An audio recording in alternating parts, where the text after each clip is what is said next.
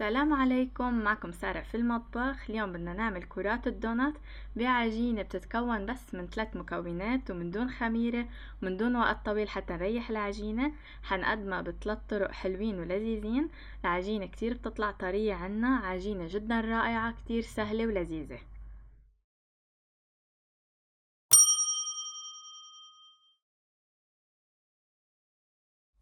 أول شي بوعاء بدنا نحط كوبين من الطحين أو الدقيق المنخول، بضيف عليهم ملعقتين صغار من البيكنج باودر ممسوحين، يكونوا الملعقتين مش مليانين. ملعقة صغيرة سكر فانيليا يستغنى عنها، هي اختيارية بالوصفة، بتنضاف فقط إذا كان اللبن أو الزبادي اللي حنضيفه هلأ فيه شوية حموضة حتى ما تأثر على حلاوة الوصفة. وإذا اللبن عنا ما كان حامض فما في داعي أبدا نضيفها، فهي اختيارية منا أساسية بالوصفة. المكونات الأساسية بالعجينة هن الطحين، البيكنج باودر واللبن. هلأ بدي أضيف كوب وتلت من اللبن أو الزبادي أو اليوغورت، بس ما منضيفه دفعة واحدة، منضيفه بالتدريج، منضيف نصف الكمية ومنضيف شوي شوي ومنخلط حتى نحصل على عجينة تكون شوي رخوة بس مش كتير. بما انه عم نستعمل اللبن هون بهالوصفة وعم نعمل العجينة انها تكون حلوة، فبنفضل انه اللبن ما يكون كتير حامض. لو فيه شوية حموضة خفيفة مثل ما قلنا بتنكسر اذا حطينا سكر الفانيليا، وبعدين كمان بس نزين بالتزيينات الحلوة على العجينة بينكسر اي حموضة موجودة. بس ما بدنا لبن حامض كتير، بصير بغير لنا من طعمة العجينة. مثل ما شايفين ضليت نضيف شوي شوي لحتى حصلت على هيدا القوام. دغري بيجهز عنا، ما بياخد وقت ابدا. بدنا هيك قوام يكون ماسك على بعضه شوي بنفس الوقت رخو، بس مش رخو اكتر من هيك بصير بيعذبنا، بس بدنا نشكلهم.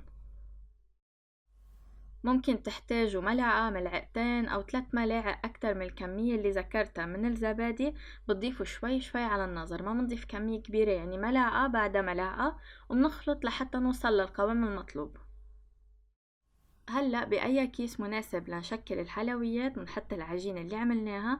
شايفين كيف قوامها منه كتير تقيل ولا انه كتير رخو. بنحطها بالكيس بهيدا الشكل، وبدنا نقص الطرف بشكل يسهل علينا نطلع الدوائر ونقصهم دغري بالزيت حتى ينقلوا. هلا بدنا نحمي الزيت. اول شي فيكن تبلشوا بقطعة قطعتين حتى تاخد ايدكن وتشوفوا كيف رخوة او طقيلة او قديش الزيت حامي. بعدين بتصيروا بتشكلوا القطع كلها مع بعضها. المقص يلي بدنا نشتغل فيه بنكون مسحينه مسحة خفيفة بالزيت حتى ما تلزق العجينة معنا. نتركن يتقلوا حتى ياخدوا لون ذهبي. الزيت حامي بس منه حامي بدرجة كتير كبيرة حتى ما يحمروا معنا من برا وبعدهم من جوا ما نضجوا بشكل منيح. فبدنا اياهم هيك ياخدوا وقتهم ويصير لونهم ذهبي بشكل منيح، وبنفس الوقت يكونوا من جوا مستويين. يعني تقريبا بياخدوا 3 دقايق بالزيت حتى يصيروا هيك ذهبيين ويكونوا مستويين من جوا بنفس الوقت. ما بدنا اقل من هيدا الوقت، دغري يصيروا هيك من برا ذهبيين، بيصيروا من جوا معجنين وما دغري استووا عنا. فبدنا الزيت يكون بحرارة منيحة. انا نزلتهم والزيت على حرارة 170 درجة، تقريبا 170 درجة مئوية. انتو على النظر فيكن تشوفوا مثل ما قلنا بتبلشوا بقطعة قطعتين، وببين عليكن اذا الزيت كتير حامي او حماوته مقبولة.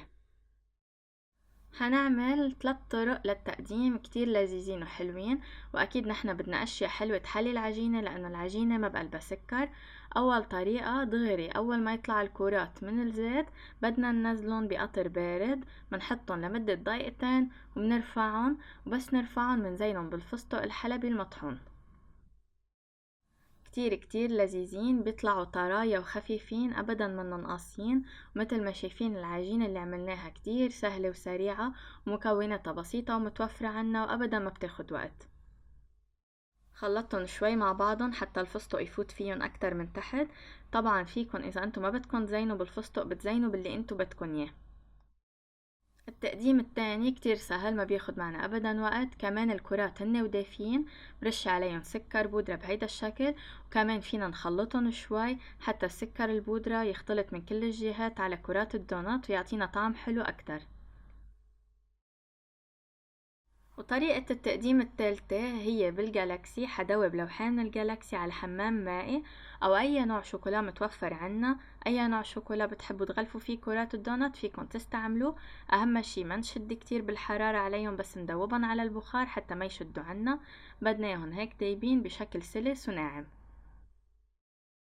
هلأ مننزل الكرات بالشوكولا، منغلفن منيح حتى يتغلفوا بشكل كامل. بنرفعن نحطن على الشبك أو على ورقة الزبدة أو على نايلون لاصق لحتى يجمدوا بشكل كامل ويصير سهل إننا نشيلن ونقدمن. حتى يلي بيحب الشوكولا دايبة أكيد فيكن دغري تقدموها، ما تنتظروا عليها لتجمد. فيكن تاكلوها هيك، وفيكن تنتظروا عليها حتى تجمد وتقدموها هي وماسكة على بعضها أكتر. وهيك بنكون خلصنا الطريقة الثالثة للتقديم. مثل ما شايفين بدقايق بيجهز معنا طرق تقديم سريعة وكتير لذيذة وبعجينة كتير بسيطة، بس ب3 مكونات بنخلصها بدقايق وأبدا ما بتاخد معنا وقت. بنقدمهم جنب بعضهم بهيدا الشكل، كتير شكلهم حلو، طعمتهم كتير لذيذة. بتمنى منكم تجربوا هيدي الوصفة. هيك بنكون خلصنا الفيديو لليوم، إن شاء الله يكون عجبكم. صحتين وهنا.